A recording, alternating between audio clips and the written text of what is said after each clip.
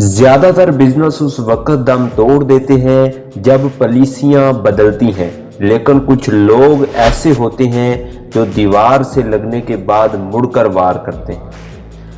2001 میں جب کارگو کا کاروبار تباہ ہو رہا تھا، آسان لفظوں میں یہ کارگو بلٹی کا بزنس ہے، یعنی وہ بڑے بڑے 22 ویلر ٹرک جو فیکٹریوں کا لوہا، کپڑا اور اناج ایک شہر سے دوسرے شہر لے کر جاتے تھے۔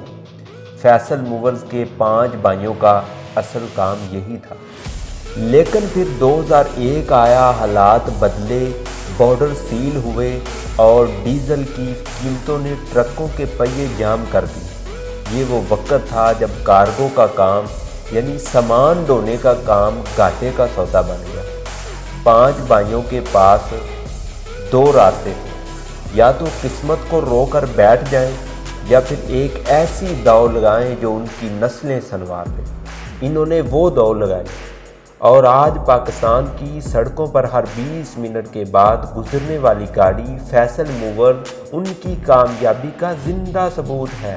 یہ کہانی کسی معجزے کی نہیں، یہ کہانی ایک ایسی اسٹریٹجی کی ہے جس نے ڈیوو جیسی انٹرنیشنل کمپنی کو بھی سوچنے پر مجبور کر دیا۔ پاکستان میں یہ ٹرانسپورٹ کا بزنس لوہے کا جگر مانگتا ہے۔ آئے دن سیاسی ہڑتالیں، ڈیزل کی قیمتیں اور سڑکوں کا حال۔ ایسے میں فیصل موورز نے کیسے خود کو ایک اتھارٹی کے طور پر منوایا؟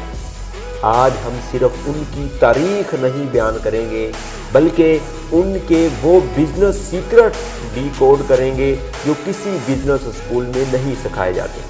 دوستو، یہ کہانی شروع ہوتی ہے 1994 یعنی 1994 سے، جب یہ بھائی کارگو کے کام میں تھے، یعنی کہ سامان ڈھونے کے کام میں تھے۔ لیکن 2001 وہ سال تھا جب زمین پیروں سے نکل گئی۔ افغانستان کی جنگ اور بدلتی ہوئی سرحدوں نے کارگو یعنی بلٹی کے بزنس کو ہلا کر رکھ دیا۔ عبدالوحید اور ان کے بھائیوں نے ایک غیر معمولی فیصلہ کیا۔ تب ان بھائیوں نے ایک انقلابی بات سوچی۔ انہوں نے سوچا کہ فیکٹری کا مال رک سکتا ہے، لیکن انسان کا سفر کبھی نہیں رکتا۔ انہوں نے ایک بہت بڑا رسک لیا، وہ کاروبار جس میں آپ صرف بے جان سامان کے ذمہ دار تھے، یعنی کہ بے جان چیزیں، لوہا، کپڑا، فیکٹریوں کا راہ مال ایک شہر سے دوسرے شہر منتقل کرنا، ان کو نقل مکانی کرنا، اس کی ذمہ داری لی۔ پہلے وہ اس کے ذمہ دار تھے، اب وہاں سے نکل کر وہ انسانی زندگیوں کی ذمہ داری اٹھانے کے میدان میں آ گئے۔ انہوں نے ٹرکوں کی لائن سے نکل کر بسوں کی لائن میں قدم رکھا۔ کارگو سے پیسنجر تک کا یہ سفر صرف بزنس بدلنا نہیں تھا، یہ اپنا پورا مائنڈ سیٹ بدلنا تھا۔ انہوں نے کہا، اگر سامان نہیں بک رہا تو ہم انسانوں کو منزل تک پہنچائیں گے۔ ان کی پہلی بس، پہلا روٹ سرگودا سے ملتان تھا۔ لوگ ہنستے تھے کہ ایک نیا نام اتنے بڑے روٹ پر کیسے چلے گا۔ اب غور کریں اس پوائنٹ پر جہاں سے گیم بدلتی ہے۔ اس وقت مارکیٹ 2 حصوں میں بٹی ہوئی تھی۔ لوکل بسیں سستی مگر گندی اور غیر محفوظ تھیں۔ ڈیوو لگژری اور محفوظ مگر عام آدمی کی پہنچ سے باہر تھی، یعنی کہ بہت زیادہ کرایہ تھا۔ فیصل موورز نے دیکھا کہ مڈل کلاس کہاں جائیں گے۔ انہوں نے فارمولا دیا، لگژری سروس لیکن لوکل قیمت پر۔ انہوں نے وہ تمام سہولیات دی جو ڈیوو دے رہے تھے، لیکن کرایہ 20 سے 30% کم رکھا۔ دوستو، یہی وہ لمحہ تھا جب مسافروں نے فیصل موورز کو اپنا لیا۔ 2011 میں انہوں نے سب سے بڑا رسک لیا۔ لاہور اسلام آباد موٹر وے جو ڈیوو کی بادشاہت مانی جاتی تھی، فیصل موورز نے وہاں اپنی بسیں اتار دیں۔ صرف بسیں نہیں اتاریں بلکہ فریکوینسی کا سہارا لیا۔ ہر آدھے گھنٹے بعد بس مسافر کو ویٹ نہیں کرنا پڑتا تھا۔ پھر انہوں نے وہ کیا جو کوئی نہیں کر رہا تھا، انہوں نے دوسری کمپنیوں کو خریدنا شروع کیا۔ شجاع رائل بن گئی، ثانیہ ایکسپریس اور بلال ٹریولز کے ساتھ بھی پارٹنرشپ کی۔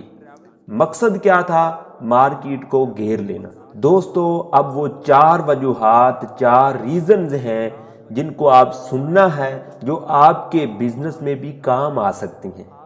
असासा नहीं, सिस्टम बनाया जाए। इन्होंने सिर्फ बसें नहीं खरीदी, अपना टर्मिनल नेटवर्क बनाया। कस्टमर सेंट्रिक अप्रोच, वो जानते थे कि पाकिस्तानी मुसाफिर को इज्जत और सस्ता किराया दोनों चाहिए। स्केल एबिलिटी, इन्होंने मुनाफा को अयाशी में नहीं उड़ाया बल्कि नई बसें खरीदी, यानी कि अपने प्रॉफिट को जमा किया। जॉइंट वेंचर, जहां खुद नहीं पहुंच सके वहां मुकामी ट्रांसपोर्टर के साथ हाथ मिलाया, उनके साथ शेयर किया, पार्टनरशिप की, ताकि वो भी हमारी कंपनी के साथ जुड़ सके। प्यारे नाज़रीन, फैसल मूवर्स की कहानी हमें सिखाती है कि बिजनेस सरमाए से नहीं, सही मुशाहदे ऑब्जर्वेशन से शुरू होता है। अगर आप भी ज़ीरो से स्टार्ट करना चाहते हैं तो मार्केट का वो गैप ढूंढें जिसे बड़े ब्रांड्स नज़रअंदाज कर रहे हैं। कामयाबी किस्मत से नहीं, हिकमत अमली से मिलती है। अगर ये बिजनेस केस स्टडी आपको पसंद आई है तो नीचे कमेंट में बताएं कि अगली कहानी किस पाकिस्तानी ब्रांड की होनी चाहिए। अगर आप हमारे चैनल पर पहली बार आए हैं, इसे सब्सक्राइब करें ताकि आप सिर्फ सुने नहीं बल्कि सीखें भी। इसी के साथ ही हमें इजाज़त दीजिएगा। दुआ में याद रखिएगा। अल्लाह हाफ़िज़।